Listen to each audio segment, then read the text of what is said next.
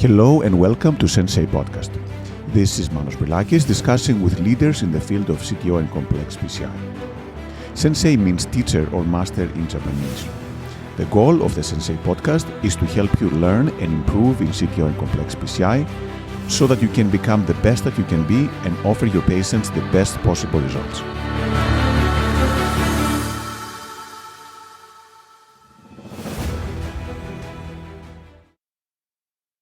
Hello everyone and welcome to Sensei podcast. It is my great pleasure to introduce Dr. Dimitri Karmpaliotis, who is the director of the CTO, Advanced Coronary Therapeutics and Mechanical Circulatory Support at the Morristown Medical Center. Dimitri, thanks again. Really appreciate you taking the time to join us on the Sensei podcast. It's always my pleasure, Manos, and I look forward to a great discussion. Dimitri, you've been one of the people who brought CTO to the forefront and have done many, many things to build the programs, refine the techniques. But from the beginning, how did this start from you? When did you decide to do CTO and complex coronary interventions? Is that something you always wanted to do? Something that you decided down the line? How did this happen for you? Well, even while I was at a fellowship, I was always intrigued by complex coronary PCI, and even from back then, I did realize that there was a large population of patients with chronic total occlusions or other complex lesions that they were actually undertreated. The timing was good because back then, if you remember, 2008, 2009, there was a kind of a big boom around CTOs. We started working with our Japanese colleagues. We formed here in the US a CTO group, and there were major advances in technology with wires and microcasters and new techniques back then. So the timing couldn't have been better. So my drive was to be able to acquire the skills and the knowledge to help people who had complex lesions and chronic total occlusions. And then the defining moment was when I met Bill Lombardi, who, as we all know, he's the pioneer of CTO PCI in the US, has changed the overall scene of complex PCI in the United States, has essentially created a school, I think, and a great group of people that throughout the years we grew up professionally together, and we were able to learn from each other and advance the field. And also we formed some very long-lasting and solid friendships. And I still remember, I think there was a dinner in Atlanta, ACC, I forget what meeting it was. And I still remember that, you had probably 30 cases or something that you went through an evening with Bill and a bunch of other people. So you were extremely intense from the beginning, very committed on this. How did this happen for you? How did you start doing the cases, and did you learn by doing them? I know you had other people when you were at Piedmont. How did you actually learn to do them? Was it people helping you, just discovering yourself? Yeah, so your memory is pretty good, and you're thinking clear still. So yes, it was back at Piedmont. It was 2010. It was January 10, 2010, that we actually organized there with Nick Limbo as hosts the first kind of large CTO gathering in the US. I think we had about 25 people, both from the United States, UK, and Canada. And you're right, in 2 days, I think we did 30 cases. So, when I engage myself in something, I give it 100%. So we were very enthusiastic back then, very motivated, and put a lot of work in. And I think I still remember this. It was a great meeting. We learned a lot, and that kind of sparkled other meetings around the country since then. So to answer the question, I was also very much influenced by Nick Limbo. He's, everybody knows Nick Limbo, one of the legends in the field. And one of the things that he does is he's always very focused and very organized and thrives for perfection. So I remember that when we did this, obviously to have 30 patients to do in 2 days, it's a lot of work. But in addition to that, just to tell you how much attention he paid, and we paid details, we even had special lockers and keys and scrubs for our guest operators. So it was something that I truly cherish, that meeting. And I guess you've used a systematic approach since then all the time. And I think you're the one who published probably the first paper on how to build a CTO program from your experience at Piedmont, and the importance of the team and the contrast and the radiation. So what sparkled you being so systematic and to condense it? Was it your interaction with Nick? Was it the complexity of cases? How did you kind of build the program and made it one of the best in the US and the world? It was very evident from the beginning that in order to do this case successfully, you had to do it in a programmatic fashion. So it's not about a single operator, it's about a program.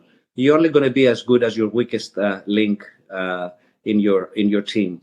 So we very early on realized that in order to have a successful program, we needed to have the buy-in of the administration. We need to have the buy-in of the cath lab leadership, the nurses, the techs, the CCUs, the other interventionists. Also, it was very evident that these cases were extremely difficult, and these are not cases that you go in and you improvise. So we implemented this very systematic approach, as you said, where everybody is involved, everybody understands what it is all about, and then make sure that we have the right equipment, the right ancillary stuff, and also approach these lesions systematically. This was a time of the hybrid algorithm that you published, and you were kind enough to involve a lot of us. I think we spent 2 days at Bellingham, Seattle. We didn't see the light of the day. You remember it was winter, I think, and we were waking up like 4:30 in the morning to go to the cath lab, and we were coming back 7, 8 o'clock at night in a pouring rain, and it was a little bit surreal. And that's where I really picked up the importance of a systematic approach. And obviously, sometimes you need to create from thin air, but unless you have a systematic approach like the hybrid algorithm back then, or any other algorithms that have evolved since now, I think we have 5 or 6 algorithms, and finally we have a global consensus algorithm that you did a lot of work with other experts around the world, and thank you for everything that you've done in the field. But again, systematic and programmatic approach is the key to success. What, if I may just add something, what really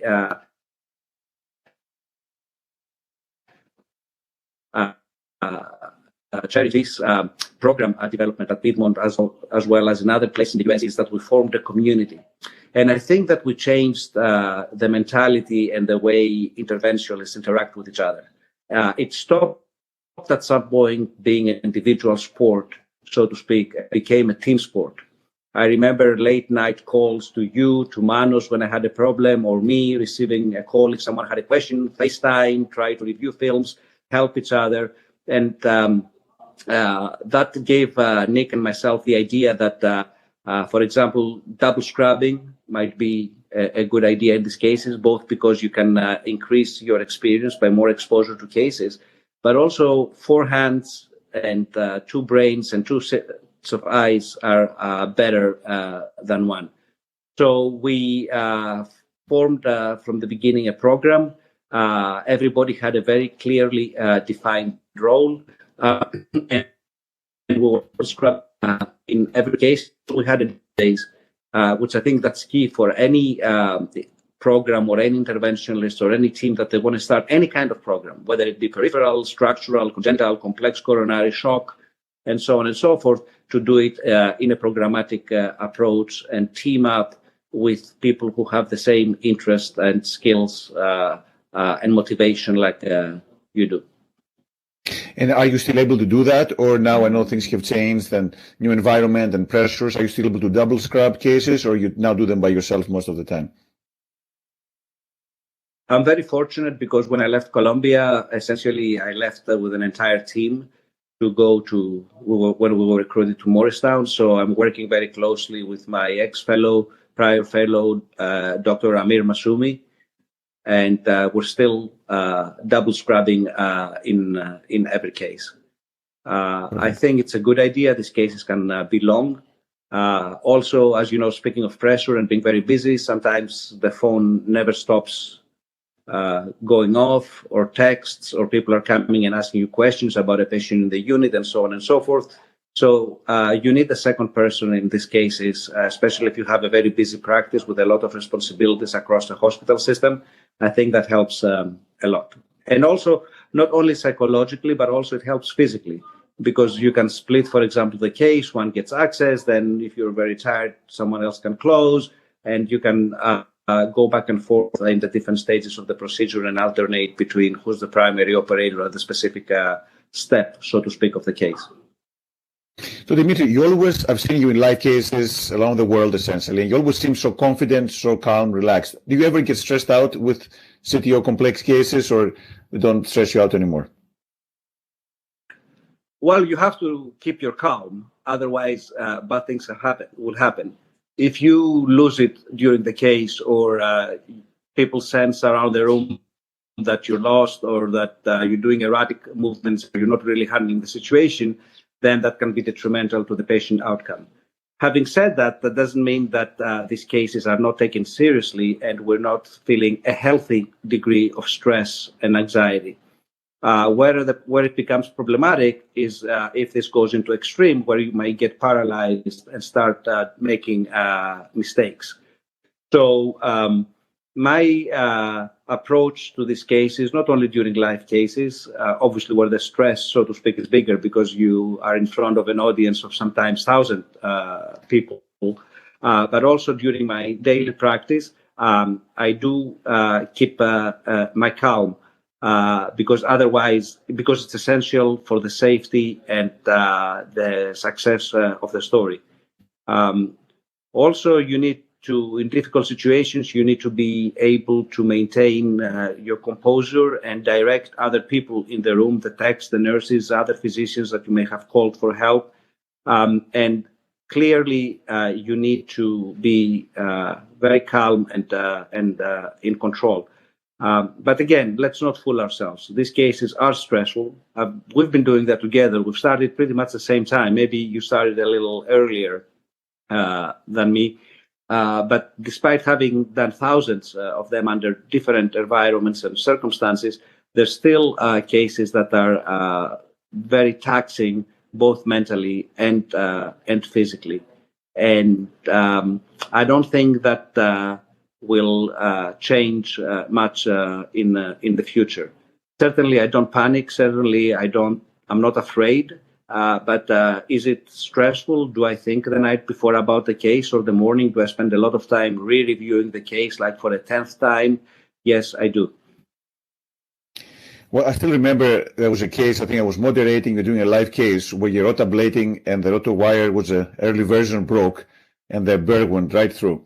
And, usually in the live cases, this is done. You stop the transmission. But actually, you kept it going, which I was amazed. And then, very systematically got through this. Have you had cases like this that, have stayed in your memory for, have influenced how you practice, or? Yes. And there have been, I remember actually that case very well because you suggested, let's get off camera and let Dimitri deal with this. And I told you, no, this is what people need to see. They should get the full picture about what we're doing. And I think that's essential because all these cases, not just CTOs, but complex cases, whether they're structural or coronaries, when you present them on a PowerPoint presentation, it all looks so smooth and so easy and so predictable. But the truth of the matter, as you know probably better than anybody else, and you've written, published extensively on this, is that that's not the case. It takes time. You've spoken extensively about operator fatigue or even patient fatigue, radiation, contrast, and so on and so on and so forth. I think the biggest, the most important thing is obviously not to get in trouble and try to prevent it. But what I do before every case, whether it's CTO or not, I'm trying to think through myself what can go wrong. And am I in a position to, or my institution, are we in a position to deal with it? If the answer is yes, that there is potential risk, for example, I don't know, rotablading in the subintimal space, or going through a difficult collateral, or doing a very aggressive reverse cart in an angulated segment, that things may happen.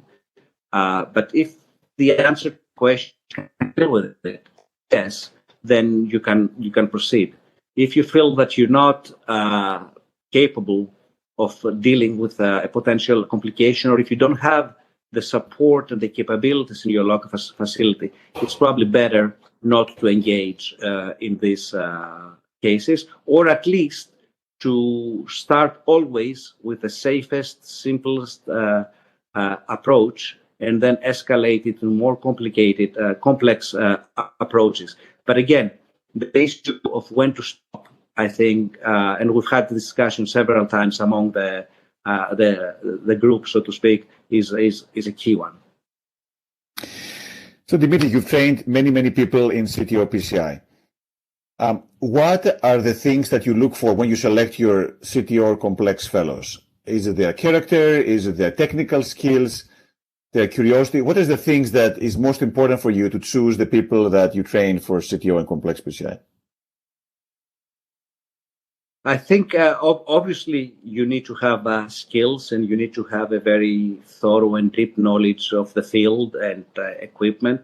But to me, the most important thing is personality and the drive that the candidate has. Most of the things can be taught. Obviously, yes, you do need to have a little bit of dexterity with your hands and have good eyes and be experienced. But the most important thing is personality, attitude, and drive. And commitment.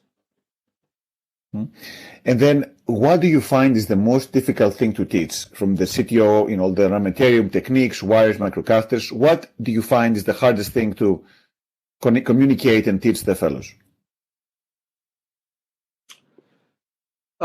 I think wire skills. First of all, I always start by, and the way I teach the fellows, I do it in a stepwise fashion. I spend a lot of time during the first few weeks discussing with the fellows, reading and learning equipment. CTO PCI is not a one catheter, one wire, one balloon, one stent technique. You need to have a very deep understanding on the engineering properties of the wires, microcatheters, and other equipment, ancillary equipment that we use, so that you know what to expect out of them, how to use them safely, and when to change when things don't work. So, and this is something that in general fellowships, I don't know what's your experience, Manu, but when I was trained, we learned a lot about disease, we learned a lot about guidelines, about indications, but nobody taught us, for example, what's the difference between, or nobody really explained to us what the tip gram of the wire really means, or how a microcatheter is constructed, so that we can understand what are the things that we need to do so that we don't cause microcatheter fatigue or prolapse or damage the tip, and so on and so forth. So I think that still this is something that is missing from general interventional fellowships. Fellows need to understand the engineering properties of the wires. By doing that, let's say, when a wire looks correct and feels correct, or when it doesn't. So that's number one. Deep understanding and spending a lot of time learning about the equipment. Then what I do is I start training the fellows gradually. So they will do, let's say, initially the wire escalation part of it. Then they will do an easy ADR. And as they get experience, they will start doing the retrogrades. But even in the retrogrades, sometimes there are steps in the procedure that are a little bit tricky. And then that's where a good teacher comes in place and, they'll sort of pick out the situation and so that the case can advance. I don't think that it's the right thing to do from day one to throw them in the ocean and swim. They're going to get lost. So it needs to be a stepwise approach towards treatment. Towards training and learning. I'm sorry. The most important skill, I think, is wiring skills, and that also connects very well with what I said before, understanding the engineering properties of the wires. What kind of bend to put. When we train, everybody puts the same bend because it works 90% of the cases. Here, they need to learn how to put different bends, how to manipulate the wire, how to understand tactile feedback, but also visual feedback. So just so that I answer your question in brief, wiring skills, I think that is the most critical skill in CTO-PCI. Having said that, I don't think you should engage in CTO-PCI unless you're already an experienced and good overall interventionist. I tell my fellows, and I think when we also have dinner or when we are in meetings, that even those vessels are difficult vessels to treat. So even if they didn't have a CTO, they're so tortuous, they're so calcified, they have diffuse disease, the anatomy may be distorted because of prior open heart surgery. So if you don't know if you're not good with getting maximum guide support, if you're not good, for example, with guide extensions, with rotational atherectomy, CSI, intravascular imaging is key. I image 100% of my cases. So before you engage into the details, so to speak, or advanced skills of CTO-PCI, I think people need to be very, very good with complex PCI. And also doing CTO-PCI makes you a better overall PCI operator. And that's another message that I've been trying to relay throughout the years around the world is that, okay, you may have objections about indications or how useful CTO-PCI is, or maybe that we must be doing it in a much even more selective fashion than we do. Even if you have all those reservations, engaging and learning the techniques of CTO-PCI will make you a much better operator. It will make you also very valuable in the cath lab because you will get called to give opinion or to bail out your colleagues or yourself from difficult situations that you may run in non-CTO. So, Dimitri, you've done a phenomenal career, many things, operator, teaching people. What is the things that you're most proud of, both professionally and personally? Well, personally, I would say that I'm very proud. It may sound like a cliche. I have a wonderful family. So it's my wife and my son that is the most important thing in my life. And I say that because we tend to forget and time flies. And if you get too much deep involved in advanced PCI and CTOs, and you travel around the world and you publish and you're so busy every day, you miss a lot of things from everyday life, and time, you cannot bring time back. So my son was like 3 years old like yesterday, and he's 16 now. And this is an advice that my mentors were giving me. Say, don't make the same mistake that we made and spend time with your family. Guess what? We all make the same mistake. No matter how many times we hear this advice and we understand that it's a wise advice, it's very, very, very difficult to follow it to the T. From as far as my professional career, the things that I'm proud of, the number one is training fellows who are now, I'm proud to say that they are leaders in the field, and they direct their departments in very well-renowned institutions. And the other thing is that I've been in 3 places now, and I like to build programs. And so far, both at Piedmont and Columbia, and here in my new endeavor at Morristown, I have the same attitude. It's about building a program, and that's why I think my team has been successful in all 3 places. And what excites you the most right now? What is the thing that is most exciting for you? Well, number one in my list has been training very talented fellows who currently are holding leadership positions in world-renowned academic centers. I don't think there's anything more rewarding than that. As far as professionally, I think that there's a big need to make advancements in the area of high-risk PCI with mechanical circulatory support, as well as in the management of shock.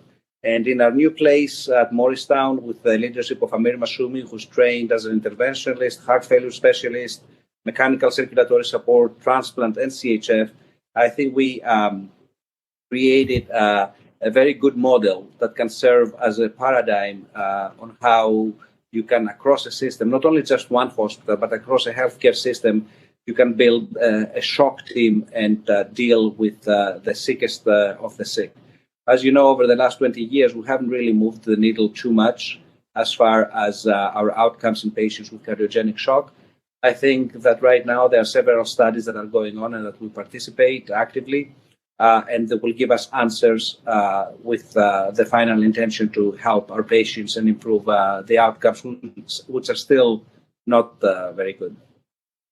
Now, what is your favorite book and your favorite movie? My favorite movie, that's easy, Casablanca. How about the favorite book? Yes, with Bergman and Bogart. I think that's a masterpiece. So that's by far my best, my favorite music. My favorite book, there are many, but I am a big fan of the classics. And when I say the classics, I mean the Greek classics, from Plato, Thucydides, ancient tragedy.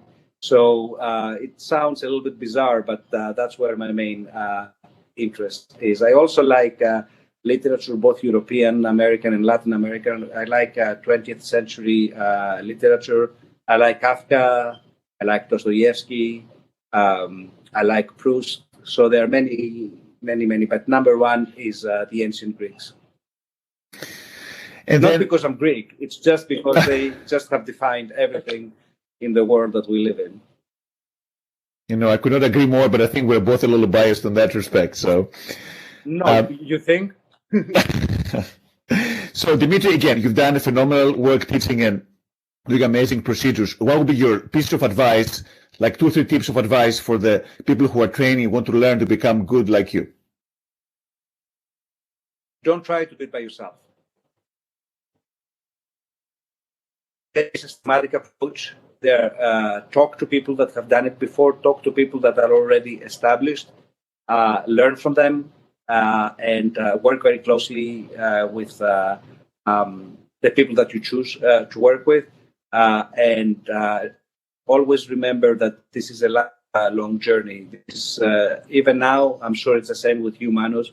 We're learning every day. We're adjusting our practice. So, for example, you probably know that, but I used to be one of the most enthusiastic operators as far as wiring epicardial collaterals, for example. I've cut down significantly just because there is an inherent risk there. And I'm just saying that not to say that it's not a useful technique and that it's not be used, but I'm saying that we have to be very, very careful and understand the risks. And also to be flexible and adjust when during the career. I do more and more radials. For example, I try to reduce the size of the sheaths. Pretty much until a couple of years ago, everything was bifemoral 8 French. It doesn't need to be like that all the time. And then try new things, but also don't try to make huge, big steps. This is like a step-by-step towards improving. Perfect. Well, again, thank you so much. It's been amazing talking to you. Thanks for being an amazing operator, great friend over all these many years, and excited to work with you again soon. Manu, it's always a pleasure to talk to you, and I want to thank you for all your contributions throughout the year. You've been a phenomenal, obviously, operator, but also educator. And thank you for your friendship and your ongoing support.